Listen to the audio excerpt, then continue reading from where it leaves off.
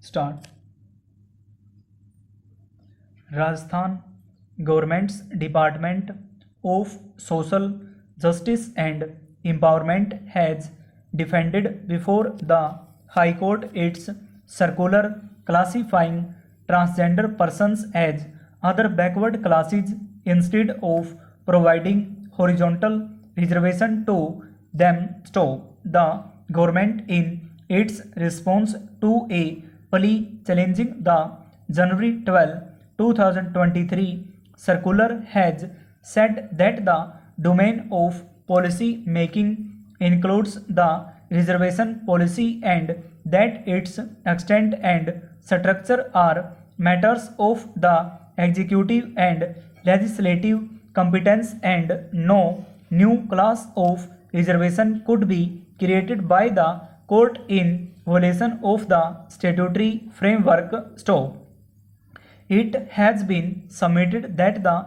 petitioner had failed to demonstrate by any cogent or statistical material that providing a separate horizontal reservation for transgender person would be actually beneficial in terms of their proportionate representation. So, and without any empirical justification, no judicial intervention was allowed in such policy matters. So, the petition argues that the government circular was in violation of the Supreme Court decision in the case of National Legal Services Authority versus Union of India, wherein horizontal reservation and special treatment were directed to be provided to transgender persons. So, the petition submitted that the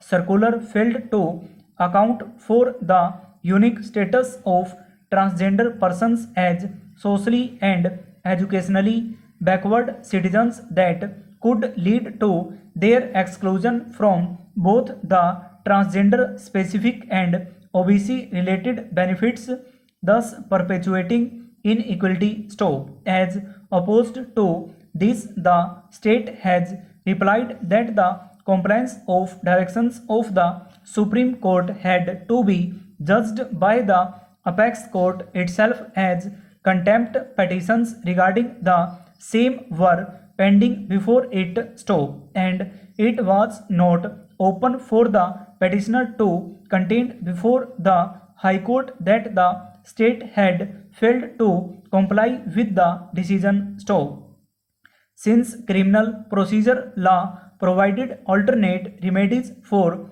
supervision of investigation and, if needed, issuance of direction for effective investigation, such matters are to be dealt with by the competent court of law. So, the petition was filed by the brother of a CRPF constable who failed to rejoin his duties after an extended medical leave and was missing since then. So, it was the case of the petitioner that no effective steps were being taken on the missing report submitted. So, based on the status report filed by the state, it was submitted that the CRPF authorities had declared the corpus as an absconder and arrest warrants were issued against him. So, it was further submitted that corpus was